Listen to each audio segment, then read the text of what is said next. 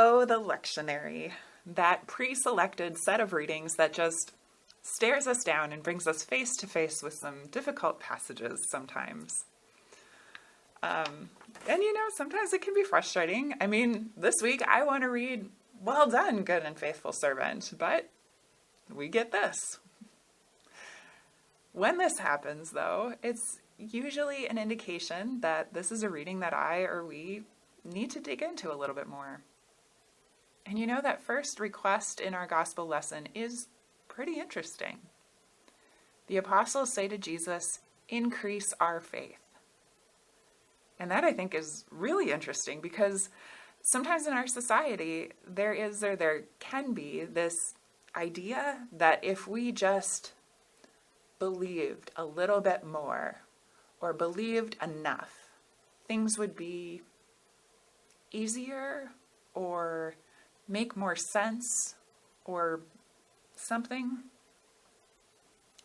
And that's a dangerous road to go down, because you can start, measuring how you feel things are going to measure faith, or how things are going for you, how you feel things are going for you versus how you perceive they're going for someone else.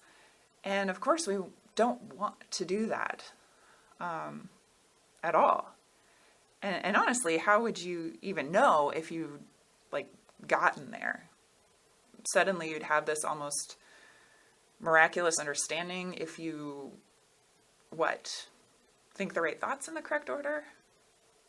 And sometimes I think we slide into that slight misunderstanding or misdefinition of faith, that faith is somehow that, thinking the right thoughts in the correct order, like a intellectual exercise. What is our definition of faith? Why do the apostles, or why do we want more of it?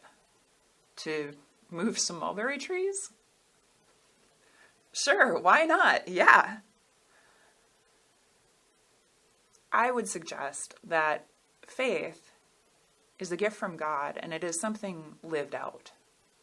It's like acting in such a way that you know what you're working for, who you're working for, and what you're working towards. Trust lived out. Trust in God lived out. And sometimes that looks like a slow, steady, day after day persistence with the next chore or task you have to do, or class you need to take, or mile you have to go that no one even sees. So of course they don't thank you for it. And when it's done, there's just the next thing to be done. And that can be reality, but it can also be very frustrating and discouraging. And it's not difficult to remember a time not too long ago in which that was very much reality, where we wore the masks and stayed apart and sanitized everything. And at the end of the day of doing all those things was just another day to do all those things. The reading from Habakkuk, at least the passage that we read for today, it seems to sort of echo this tone, this feeling. If you've ever felt or remember that sort of frustration, you might hear echoes of it here too. How long will this go on? And just that constant leaning into the wind, facing the world, doing all the things. Habakkuk names the brokenness of the world. And this is a broken world. It's full of sin and danger and just wrong sometimes. Logically, we have these concepts of, if then, if I do this, then this should happen.